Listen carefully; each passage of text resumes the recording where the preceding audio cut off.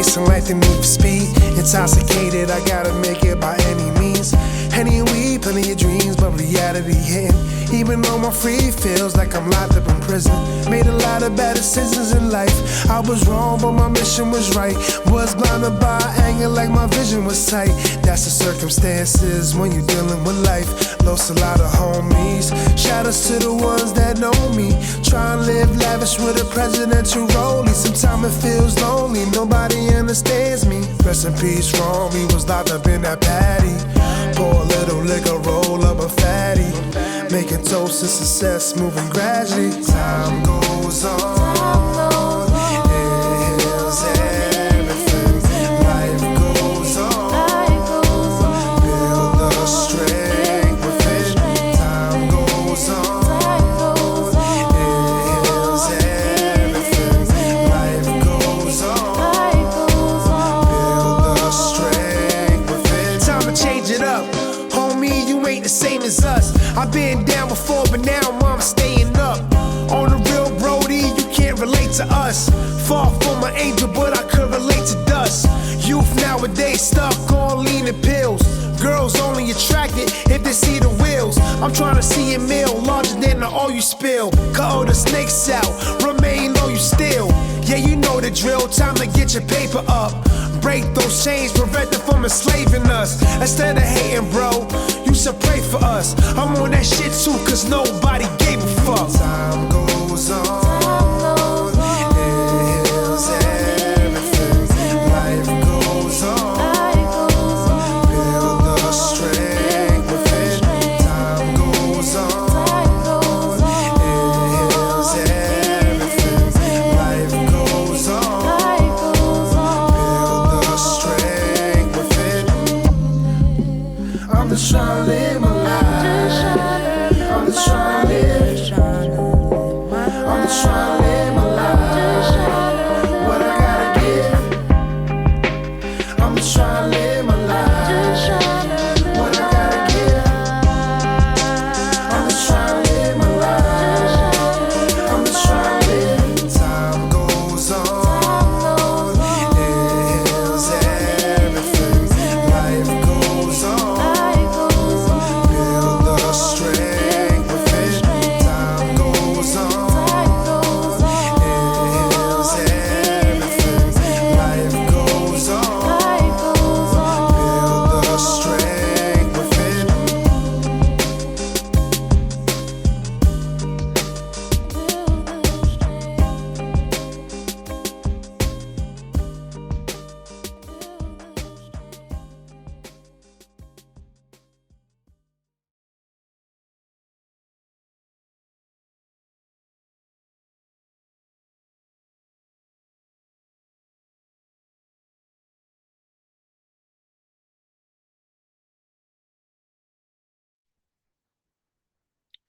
Peace, peace, peace. Resurrect, resurrect.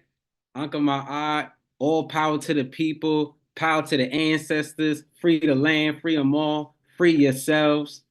Welcome again to another amazing webinar.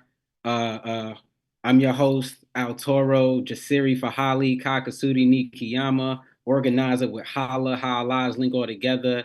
And this is a continuation of our webinar, our 5-part webinar series. Tonight, we will be talking about the urgency for land, housing, and community-specific programs, and addressing and giving reports back on where H.O.L.A is at and what's been going on in H.O.L.A as it relates to housing, as it relates to creating possibilities from nothing, right? So we're going to be talking more about that today.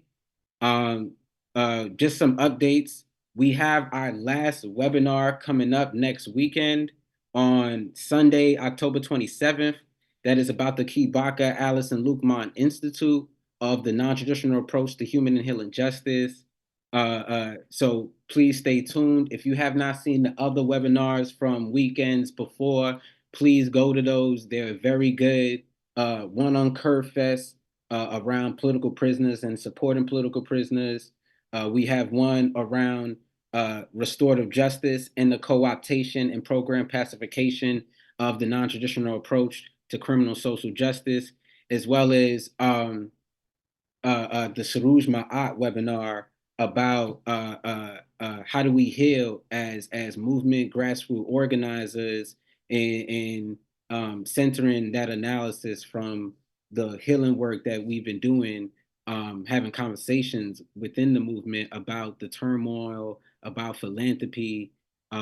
So that's also deep. Y'all should all watch those webinars. I want to give a shout out. Give a shout out to our brother Isaac Quarterly, who's been, amazing, doing amazing artistry work, supporting us with our tech and our webinars. So please follow up with Isaac Quarterly if you want any kind of support in your, like I said, webinar, podcast, technology. He's also an artist, right? A visual artist, a graphic artist, digital artist. So, there's different ways that, you could tap into this brother and the work that he's doing. Before we go forward, I want to always start with a libation, and we are going to do the Resurrection Creed. Apologies. We are going to do the Resurrection Creed.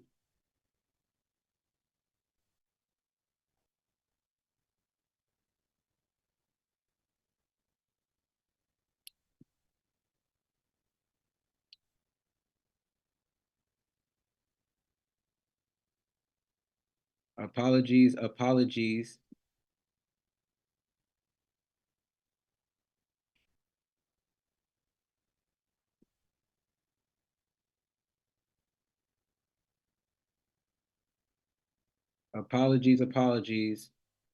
Should be having this Resurrection Creed.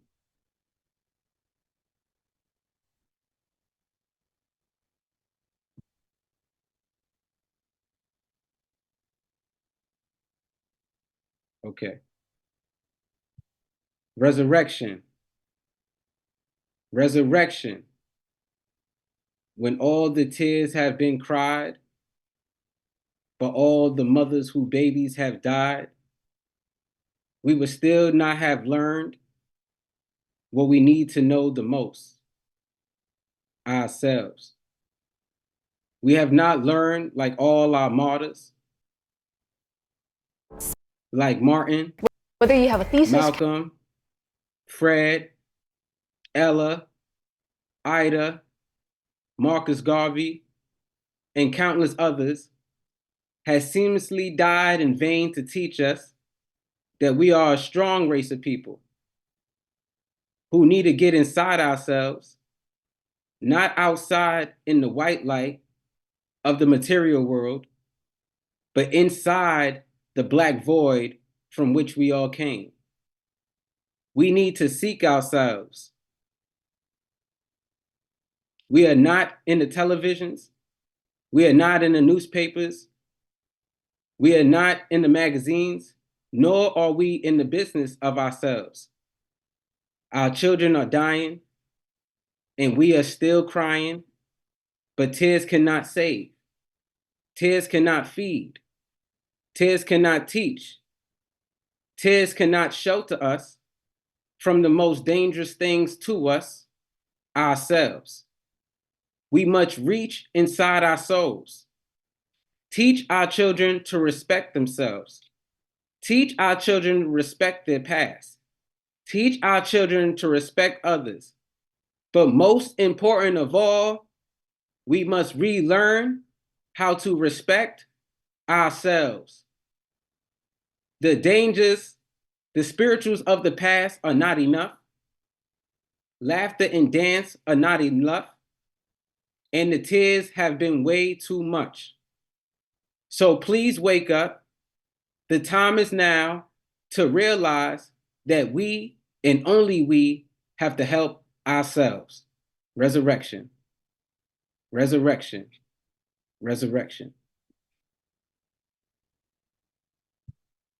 And it's very important that we did that for libation, because the Resurrection Creed was a cadence a way to awaken the spirit of our brothers and sisters who are in the inside, right? Who was on the inside behind the walls.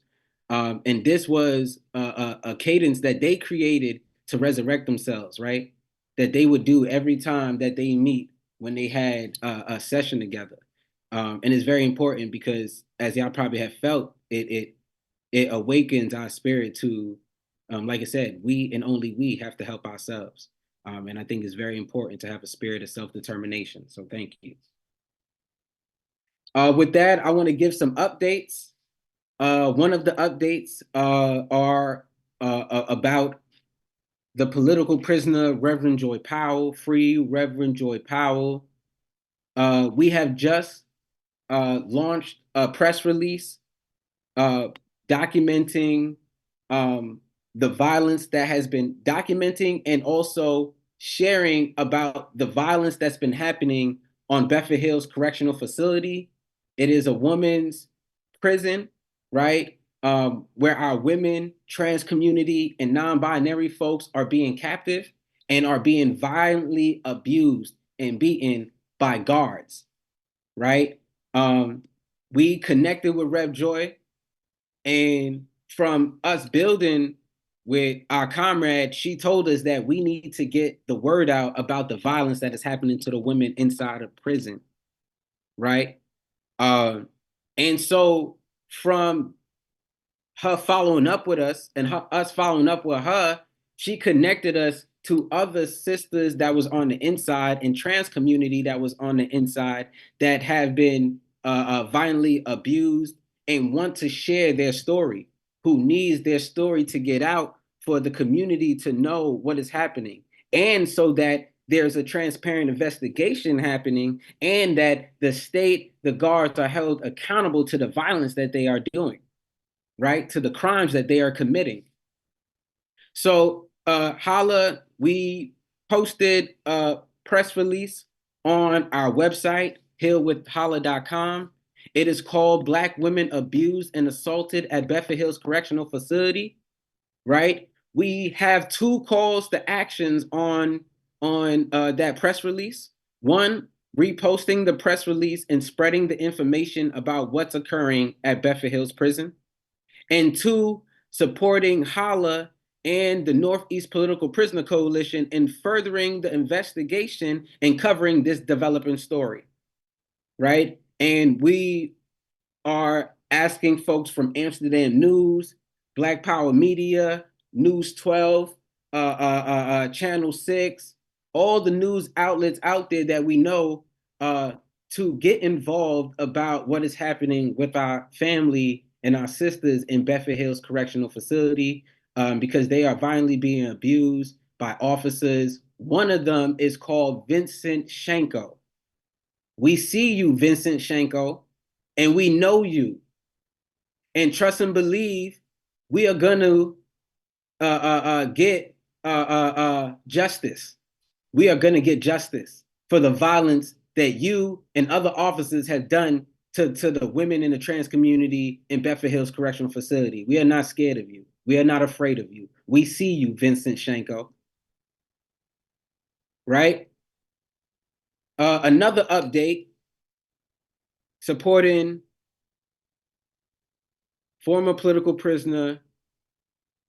Also, he was a leading member of the New York Black Panther Party chapter. Baba Daruba bin Wahad is in need of support, right? We are doing a fundraiser for Baba Daruba. He's in need of, funding for medical issues. He needs funding for travel and transportation.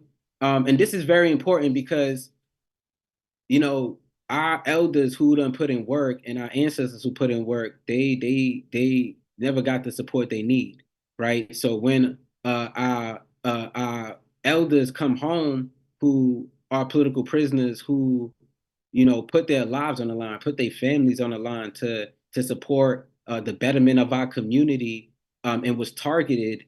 And when they come home, they're not able to get a job. They're not able to have Medicaid and Medicare. You know, they're not able to get public housing. There's so many things that block them because of who they are and the work they have done, right? So it's up to us to make sure that they are cared for, right? So please support Baba Daruba. We're dropping the Eventbrite in the chat, not the Eventbrite. We're dropping the GoFundMe in the chat where you can, monetarily support Baba Daruba, right? And if you want to support other organizing efforts for Baba Daruba, you could reach out to Holla, How link all together, or you could reach out to NEPPC, the Northeast Political Prisoner Coalition.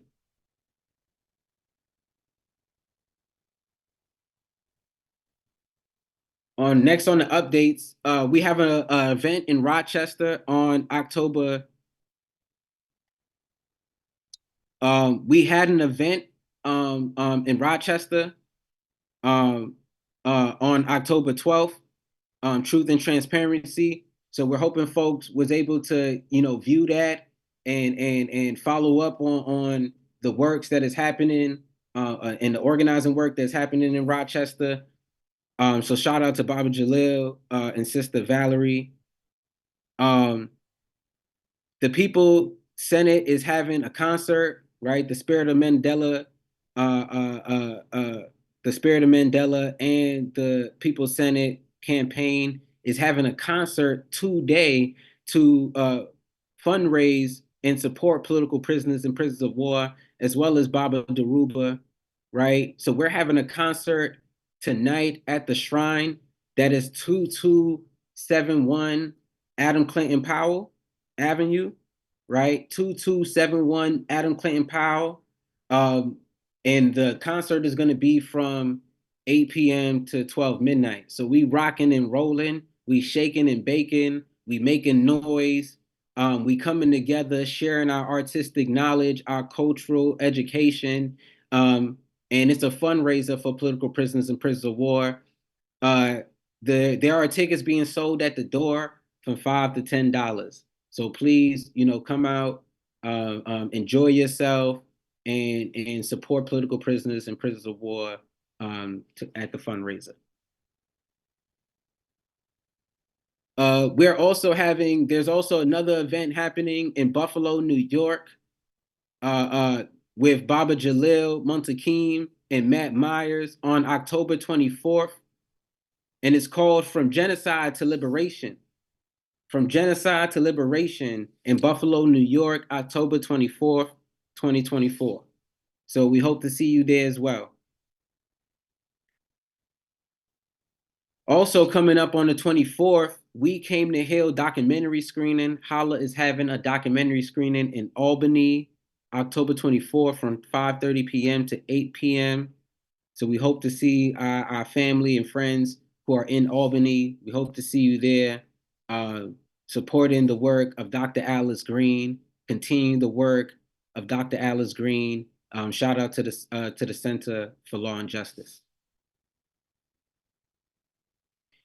Also on the 24th, the People Senate is having an electoral debate, right? We're having an electoral debate because, we come into this climate of the election period, and it's very serious for us to know, for us, our communities to have conversation and dialogue about what's next steps, what can we do, how should we be organizing, how should we be mobilizing, what are our demands, right? Because we ain't just voting for nobody. We ain't just voting for nothing.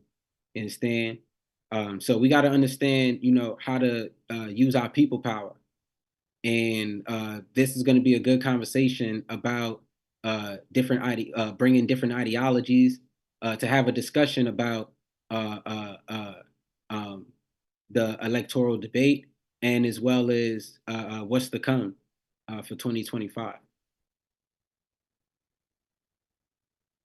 And with that, we say free all political prisoners, free them all. Free them all, free them all. Ashe, ashe. And with that, it gets us right into the shaking and baking, getting us right into the cooking. As we said, tonight we are going to be having a discussion about the urgency for land, housing, and community-specific programs. This is, there's a domestic warfare happening, right? That is displacing and erasing the existence of the Black community, erasing the existence of the Black liberation movement, right? Of community-specific programs that were rooted in the healing and development of our community, right? So we're really going to be going into that as it relates to H.O.L.L.A and yeah,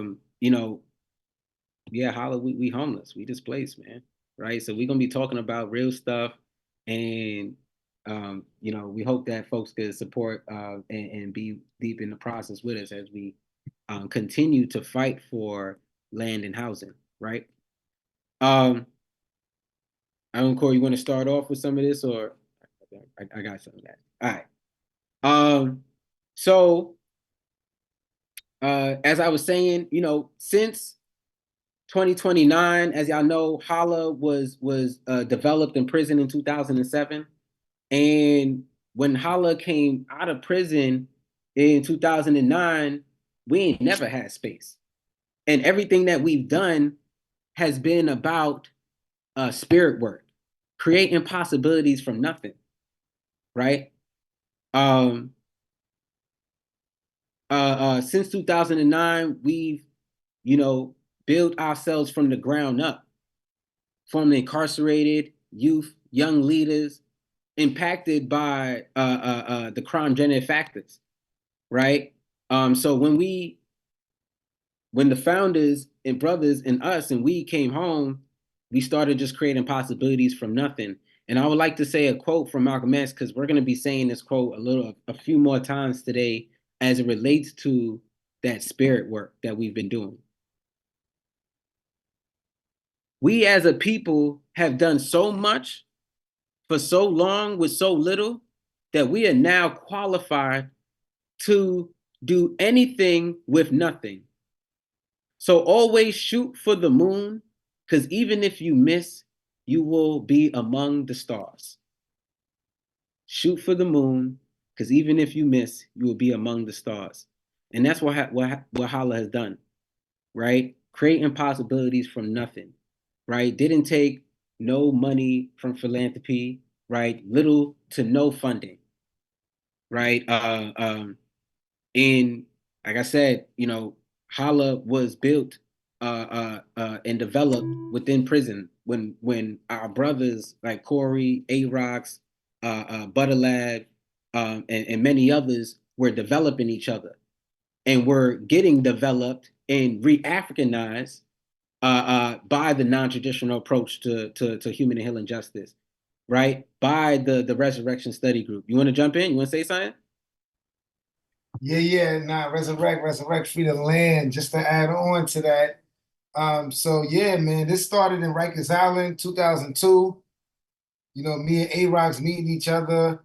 And once again, that wasn't developed or led by any program in the prison or by the staff. That was us building relationships, asking each other vulnerable questions, leading to our families getting to know each other, staying connected when we separated from Rikers Island and went upstate through our families, all the way to Otisville, where we met back again in the Blue Room, and we was working behind the administration who wouldn't approve our programs to continue building these kind of programs and building these kind of relationships that led to what you were saying in 2009, 2010, us coming home, working in Brownsville with young people in Mount Horeb Bridges Academy.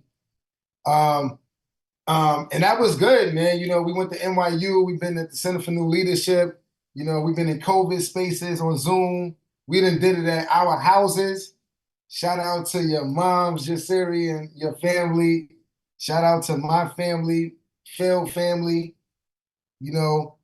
Shaq family, Rutschner family. So many houses we've been to, doing our work, doing our programming. The last couple of years, we've been at the People's Church, and we're going to talk more about the historical, YWCA. But all those places through our relationships, which was good, we built spaces to incubate our work, to continue building these possibilities and building programs. But there's always been a contradiction and a limitation to us to really map out our full theory of change, to really map out our grassroots practices, to do all of our types of programming and healing and youth development in the ways that we would engage communities if we had our own space that we call home. I do want to hit on too that, the last 5 years, once again, outside of the funding that we was getting, we started developing a lot of grassroots movement programs.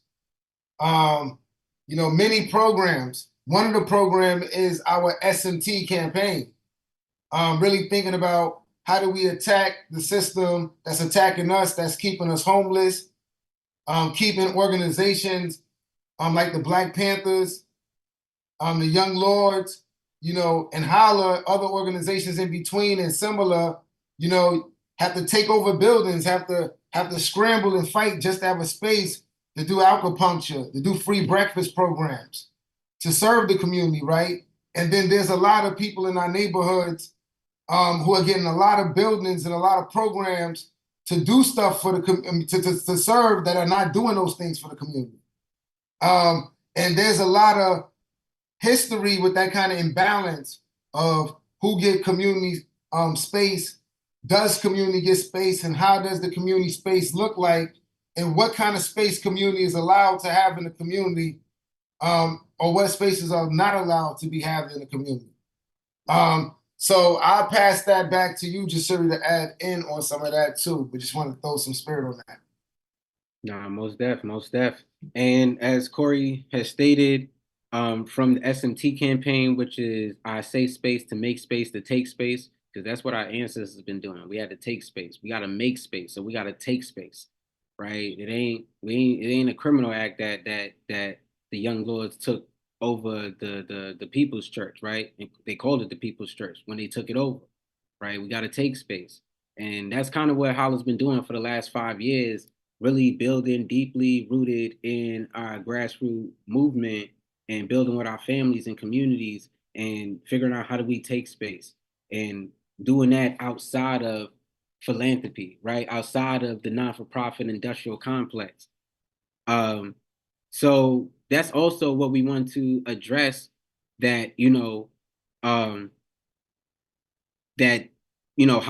and a lot of folks know, and not just H.O.L.L.A, but even, incredible messengers, Rain for Life. There's a lot of organizations that we know who are just like H.O.L.L.A, who are fighting for space, fighting to do their community specific programming, fighting so young people could get a place where they could be themselves and develop, right? In a place where we could develop, right? And you got philanthropy foundations who may support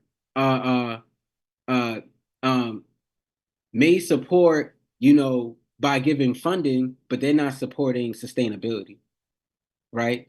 They're not supporting our capacity development so that we continuously have formations and pillars up so that we are self-determined and can sustain the programs and the healing work that is happening in our communities. Funding get stripped from folks, right? Or we get little to no funding, right? Or when you get in those big dollars, those big contracts, they are what they call restricted funds, right? So they restrict what you can do and what work you can do and how you do that work, right? So we also are talking about that, philanthropy has not yet dealt with the contradictions between us and them, the contradictions between the healing work that needs to be done in our community and philanthropy, where y'all come in this realm, in this battle.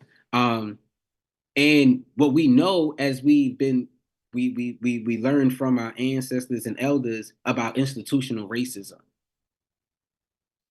The long fight against institutional racism, right? And philanthropy is a part of that. And we've been having multiple conversations, sitting with different funders, talking about the war, asking them how do they be more accountable to this war, be more accountable to the Black community, right? So that's very important, and we still having conversations about that. And this is why we're having this, because we're reporting back to the community for next steps around this. And so the SMT campaign was a response to the institutional racism. It's a response to the crime-generating factors, right? And it stands on the basic question, right, which states, how is it, although Blacks and Latinos together represent less than 28% of the general population of New York State, while at the very same time, they make up 85% of the total state prison population. When I say they, Black and brown people, make up the total, the 85% of the total state prison population, and over 75% of the total state prison population comes from New York City. How do we account for this disproportionate representation? How did this happen? What are the future implications? And that last question is very important. What are the future implications? And this is where we are right now. That in our present day, H.O.L.L.A and many other grassroots organizations, many other spaces, other people who are doing great work. Shout out to Brother Shep. Shout out to Baba Dr. Shaka, right? Who don't have space. And that's a systematical violence. That's institutional violence, right? Where you got Fortune Society, Common Justice, all these other organizations who got like 3, 4 offices. But H.O.L.L.A, we don't even got one building. So the SMT campaign was a fight against the institutional racism, right? So Corey, you want to jump? Yeah, the last 4 years, building off of this analysis of institutional racism and crime-generating factors, we've been adding on to this struggle, thinking about Rikers Island, thinking about coming out, thinking about right now, the complications of how we building possibilities without a space. Protracted struggle the last 15 years, right? So we wanted to create a project that was more assertive, that was more responding to this reality, right? So that we could fulfill our theory of change to get to the Black liberation programs, the healing justice programs, and sustain the community-specific youth development and community development programs that our organization is aimed to do. Our work over the last 4 years, particularly in the SMT, has been around 3 big areas that we started to just do work in and started to develop more over the last 3 or 4 years. The first area is kind of like, the pre-stages, the development, the mapping of a capital campaign.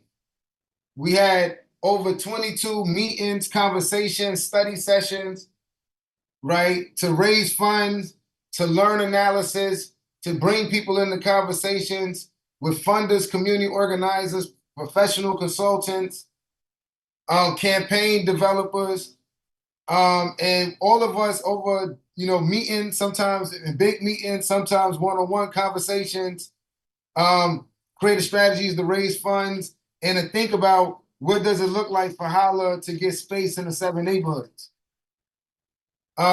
We raised about $10,000 over the last years in that work there. We have constantly built relationships as number 2 and sustained relationships to incubation. Once again, we done had over hundreds of meetings with community members, heart-to-heart conversations about sharing space, using space, talking about the type of programs we do, what kind of space we need, what does a bargaining system look like about sharing space with community. And, over the last years, we done had 6 to 7 organizations or spaces each year that have opened up their doors to let us use the space. So we might use a gym here. We might do our program here.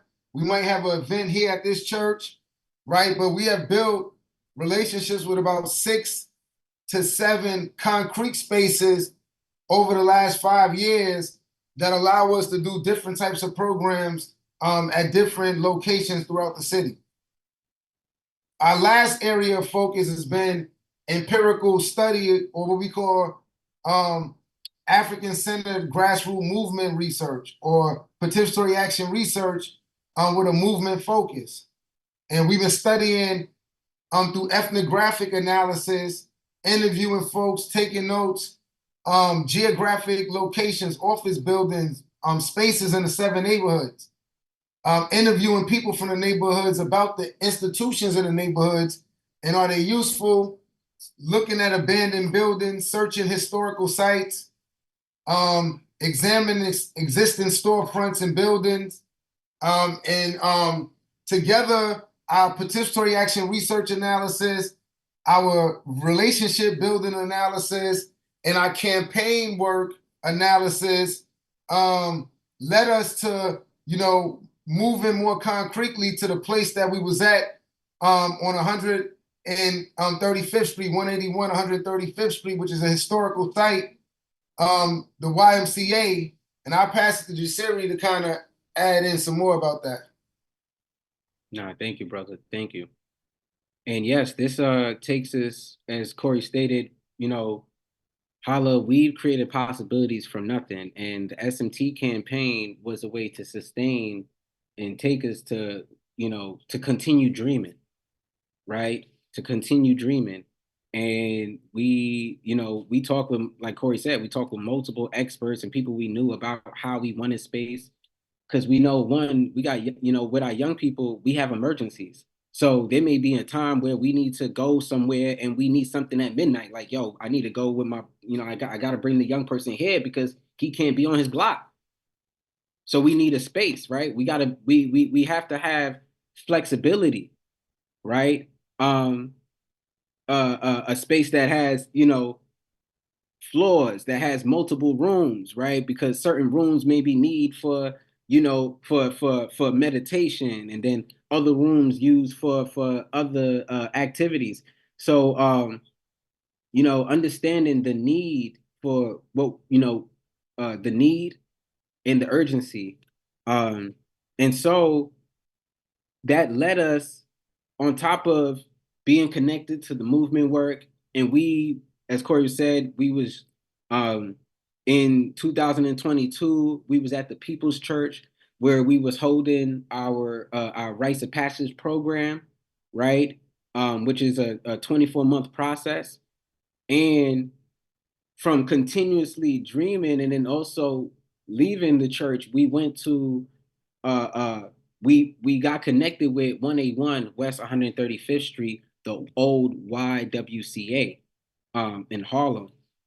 We got connected to Daryl Jenkins from one of our comrades, D. Marisa. Daryl was the building manager, and he was giving us and 5 other programs access to do the community work that needed to be done, right? He didn't charge us extra crazy. We negotiated what was good for us, right? And a part of the S&T work that we talked to him about was to help the space. So while we were paying rent, spending money to pay rent, we also spent money to beautify the space, to help clean the space, make sure the walls are good, right? Make sure the bathroom has toilet tissue, that the bathroom is clean. We also cleaned up the space ourselves, right? So in 2022, we got connected with Daryl in November, right, to check in about the space. And in January of 2023, H.O.L.L.A actually moved into the 181 West 135th Street space.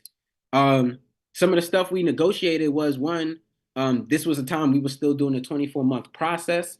And at that time, we met 3 days a week. So we needed the space kind of for 5 days a week, maybe even the weekends, right? We was at the space from 8 a.m. to 8 p.m. almost every day, right? And we was giving access to other people, right? We have to have funders meetings. We may have elders who want to use the space, so we setting up time for them to use the rooms and such. Like I said, meeting with the young people as well as office time, right? Where us and the leadership of H.O.L.L.A have to have administration meetings and hashing things out for other programmatic work that we was doing that is outside of the non-for-profit, right? That we don't get funded for. We held a lot of events at that space. We had our graduation there, multiple healing circles and trainings. We do a lot of the non-traditional approach to human and healing justice trainings we had there, which were all free. We also held street cleanups on that block. So the building and space was being utilized as a community power arm, right? Young people came there to it was an open door policy. Young people was never kicked out. Nobody was ever kicked out unless, they was harming or doing something harmful to the community inside the building. And uh us and the other programs are also building relationships, getting to know each other to do, collective programmatic work. So I think that was very important. And, sadly, April 16th of 2024, H.O.L.L.A, Metamorphosis Movement, Daryl, and 4 other programs got kicked out of the space. And not just us, the community itself. Young people couldn't come there anymore to play ball, to just chill, to spend time, right? And this is because of the slumlord John Bosmanoff. And in the beginning, when we first got to this space, we was building with Daryl. He told us like, yo, the land, he's a slumlord. He don't really care for the community. He owns like 30 other properties that we should probably be researching into.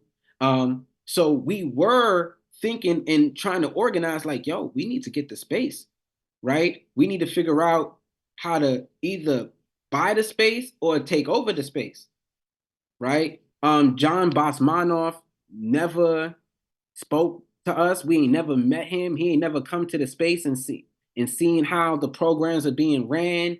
He didn't care whether or not the young people ate in the programs. He didn't care not whether the space was clean or not. He just cared about getting his money. He cared about getting his money so he could live his capitalistic life. Right? So as I said, on April 16th, all the locks in the building were changed on all the doors, so we couldn't get in. And we had a conversation a day after, 2 days after, with John, and he communicated how Daryl that he is firing Daryl, that he wants to take control over the flow of who and what's coming into the building, and that he wanted more money, right? Daryl, during 2023, he was communicating to us like, yo, that John is in a divorce, right? And John and his wife have 30 assets. They have 30 buildings, right? 30 properties, right? And this property here, she was not pervy about. She didn't know, right? So this building right here, they were fighting against, right? And so a part, and this is a part of the reason why John was firing Daryl, because he needed to clear up what was happening at the building so it didn't criminalize him in his divorce, right? And that it didn't, something in his divorce, right? And so after we spoke with John, and he told us that he wanted more money from us, we definitely said we wasn't doing that. We told him we had an MOU. We had a lease. He did not respect our lease, right?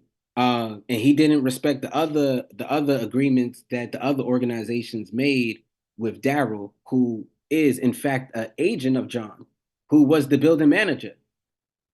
Um, so the week after all of us organizations who were kicked out, we came together and we started a power mapping we started doing power mapping organizing meetings to really understand what is happening and how do we fight against this.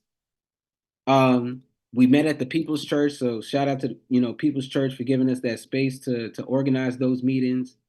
And from those power mapping meetings, we, talked about, what is our agenda? What is our revolutionary agenda? What is our goal? What are the key policies that we have to understand about housing? Because this was not just this is not a tenant issue. This was a commercial issue. We are commercial tenants, so we also had to understand the law behind this violence that is happening to us, right? The illegal lockout.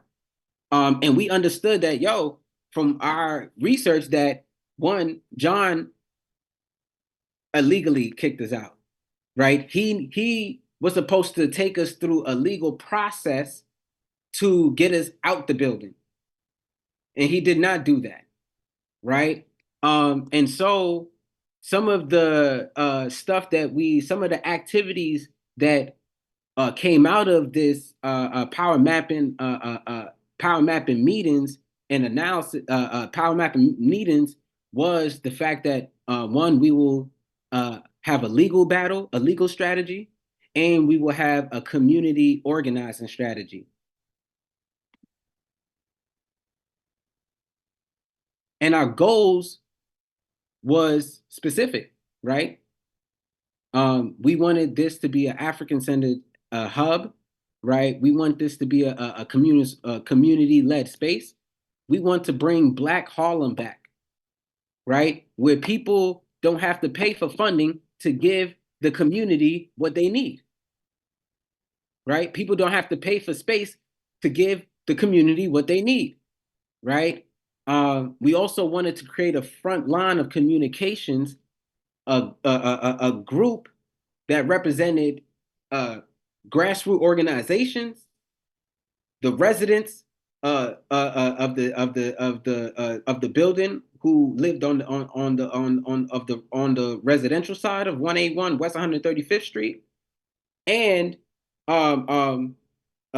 community members of Harlem, to be a part of a frontline communication where we will be the ones who communicate with John.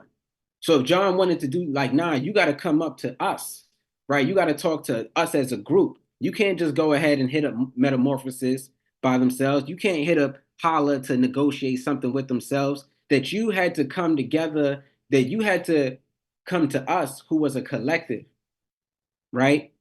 And the last goal was the appropriation of the space, that we wanted to take back the space.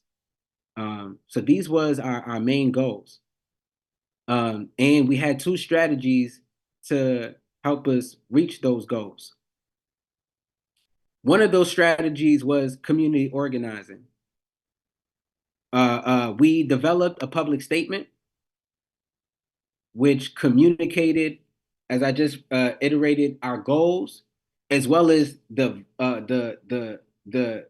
violence that has happened to us in those organizations, right? Us being illegally locked out. Also, our property is still in there. We got about $4,000 worth of property in there, and property that is, you can't even put a price to. It's priceless. It's ancestral. It's spiritual, right? So we made a public statement that communicated the violence, communicated the harm, and the reasons why we're organizing in the formations that we are and mobilizing in the way that we are. We created a petition so community members, city council members, other organizations and groups could sign on to be in support of our fight against this illegal lockout, our fight against John Bosmanoff, 181 LLC, right? And we had a community outreach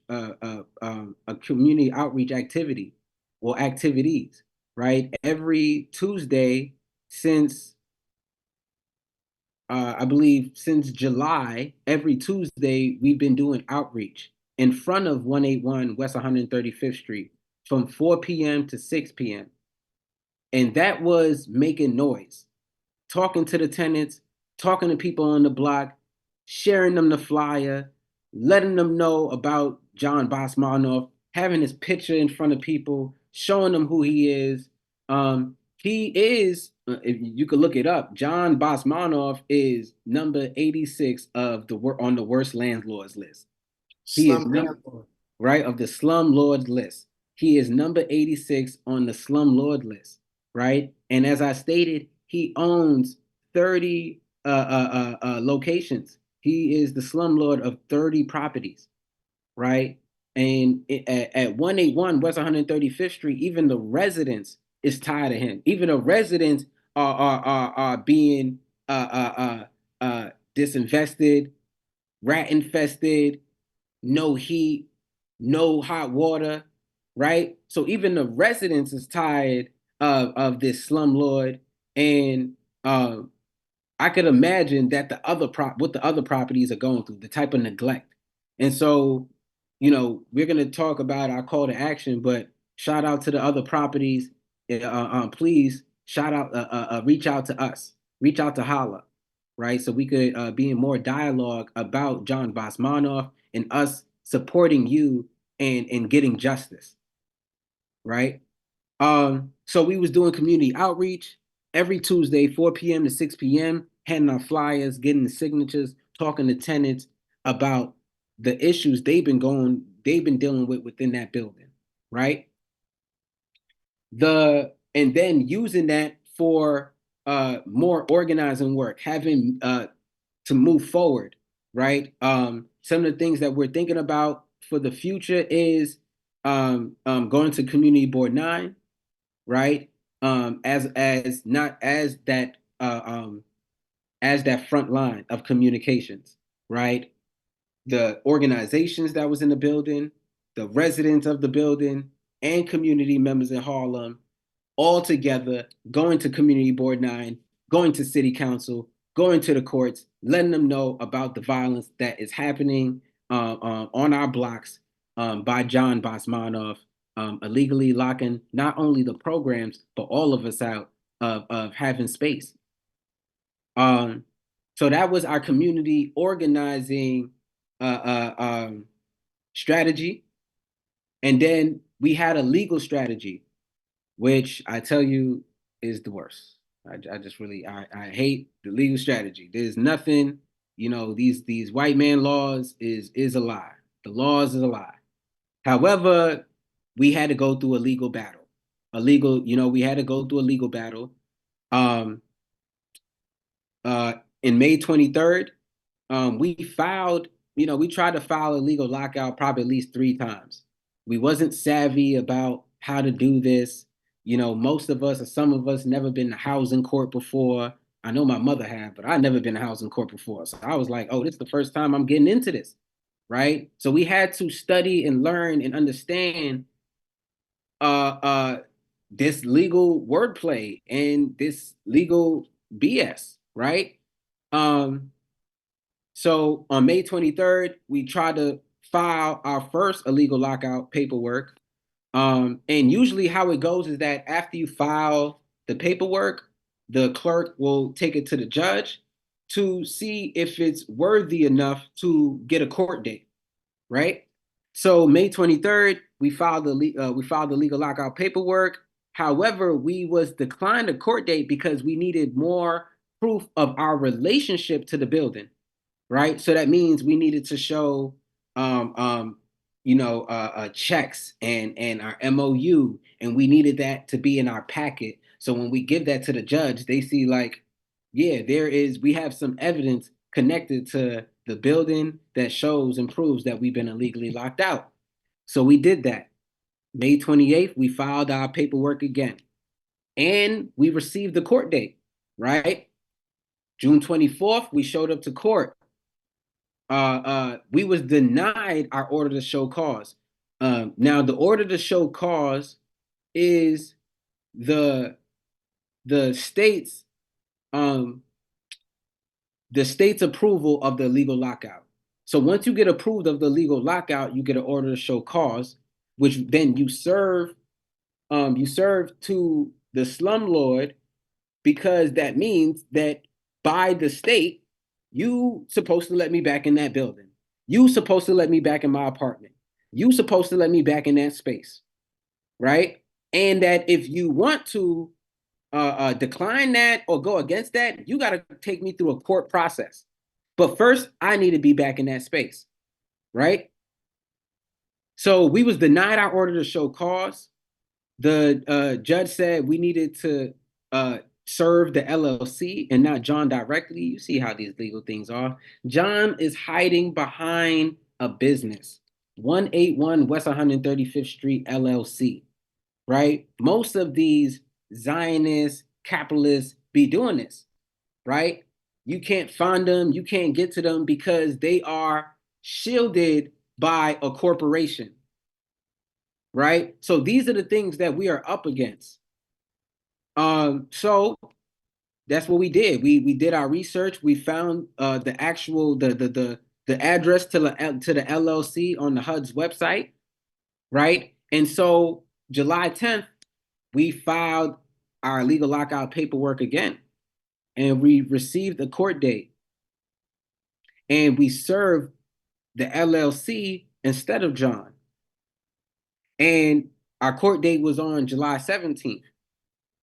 Also, we could not represent ourselves, right? We had to get a lawyer, had to find a lawyer, which, H.O.L.L.A, we ain't got no money. So we would like reaching out to our relationships, people that we know, trying to figure out who can represent us.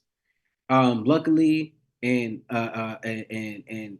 spiritually, magically, and powerfully, we were connected to a brother, Mustafa, who is one of the parents of the youth who went through the 24-month process, right? So shout out to H.O.L.L.A, shout out to Mustafa, shout out to their family, and shout out, thank y'all for supporting us in this process, right?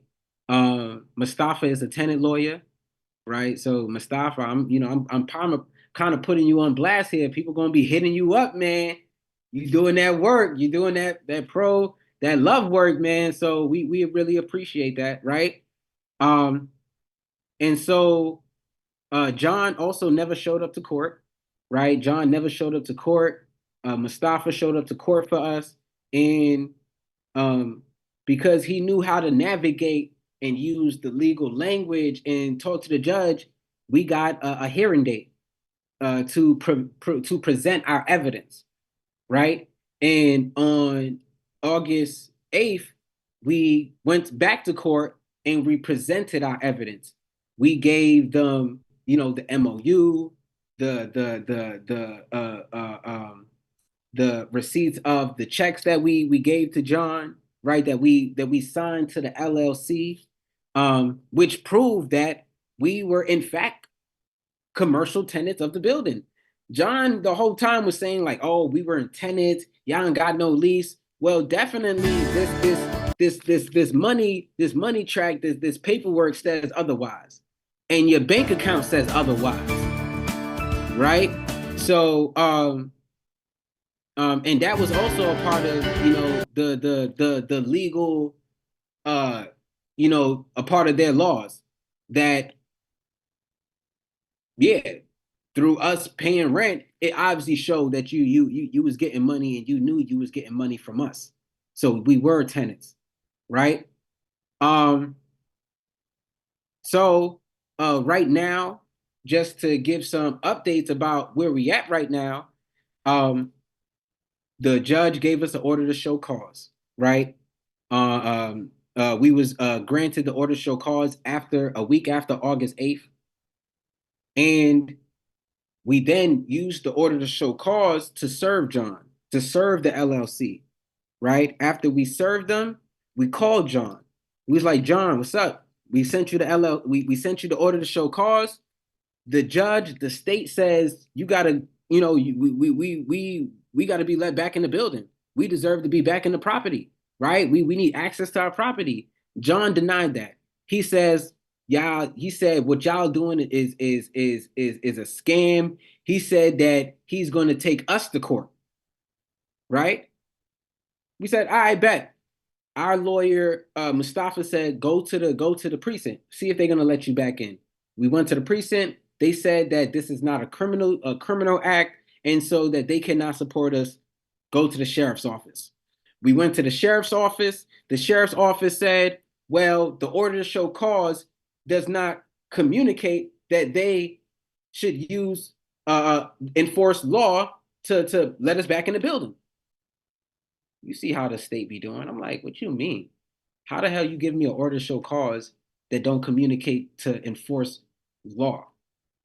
Right? But let's not get into that bullshit. But what we did was we was like, I bet. Mustafa says, you know what we're gonna do? We're gonna put in an order of contempt, which communicates that that we have to be let back in that building by force because John has denied us. So Mustafa put in the paperwork of the order to show contempt, and our court date is coming up for the judge to approve of it. Secondly, a part of that, because not only H.O.L.L.A, but also Metamorphosis Movement, Delasia, Foreman is also in this battle with us and also filed an illegal lockout claim and was granted the order to show cause, right? And as I said a few while back, that John is in a divorce battle, right?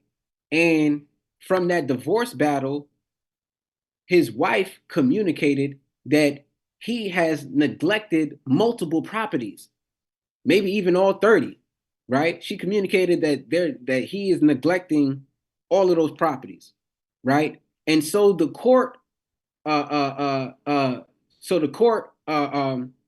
put those properties in receivership, which means the state appoints somebody to handle the affairs of that building, right? Keeping the building up to code, doing what needs to be done, making sure the rent is paid, the lights is on, and the tenants are taken care of, right? Now, this happened in 2023 of October. We are in October 2024.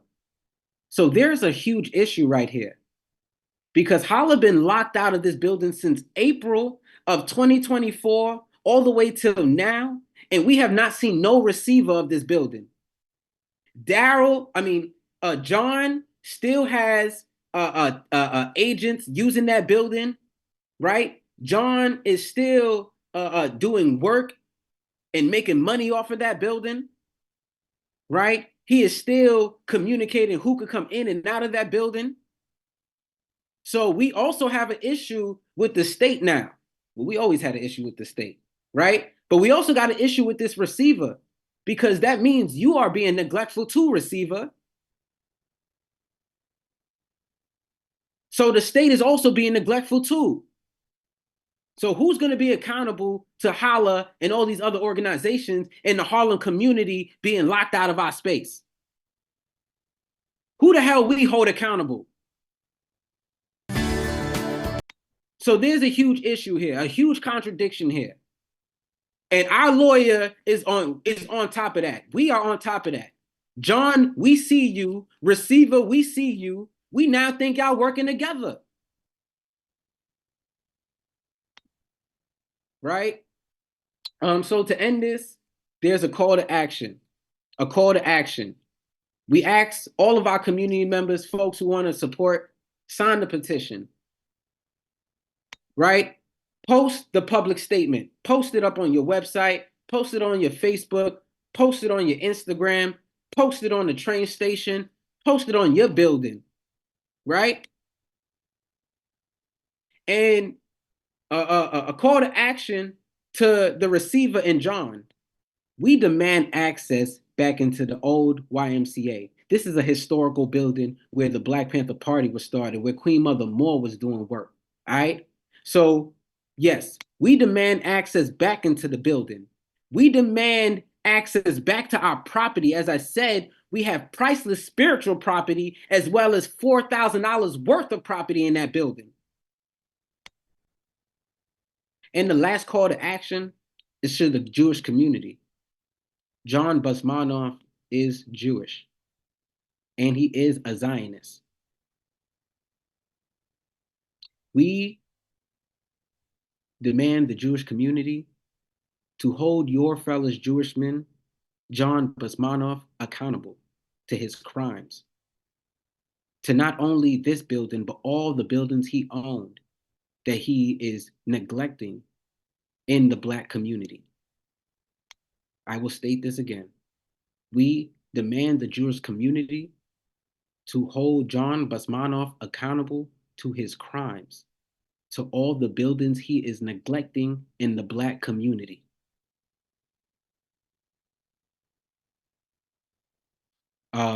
So we thank y'all for being in tune with us today. This was our report. Fire. Corey, you want to say something, please? Nah. That's good. Keep wrapping up. Yeah. So we thank folks for being tuned. We hope folks watch this if they wasn't able to. This is the urgency for land, housing, and community specific programs. This is domestic warfare. We are being displaced and erased. The Black community existence is being erased. The Black liberation movement existence is being erased, and we have to fight back. And for those who swear they are our comrades, who swear they are our allies, we will hold you to that. We want to hold you to that. Next week, man, we are going into the last series of the web series. We got the Kibaka, Alice and Lukman Institute of Non-Traditional Approaches to Human and Healing Justice, talking about the importance of why we still need community-specific strategies and why we need practices that help us respond and understand and heal from the war and continue to struggle against the war, and how we need to develop more institutional memories of our strategies that help us do those things. So definitely come through next week, same time. Check out the previous videos. They should be on H.O.L.L.A TV now as well on our website. Last week we did Saruj Ma'at in the movement. This was fire. This is H.O.L.L.A report back. We sharing a lot of analysis, man, for our community, man, and a lot of different, reflections of our work. Once again, touching on, restorative justice to the nonprofit industrial complex, talking about the work that we do in the heal our communities in the nonprofit, from the nonprofit industrial complex through community-specific circle work, and now I'm talking about doing all of this, all of these years without our own space, without our own place to call home, building programs, building movements, and that's a question for our families. Like, what if the Black liberation movement, the Black Panthers, what if, they really had the community and just space to hold them down? What else could they have done, and that's a question for us too, with all the work that we've been doing. What if we had our own space, the old YMCA, the historical space where the Black Panthers was started, where Eddie Ellis started doing his work in Harlem at, we want to continue that legacy there. So I pass back to y'all, man. Free them all, free them all, free the land. Thanks to Isaac once again for holding us down, and more to come. Thank you for staying tuned. Free them all. Free them all.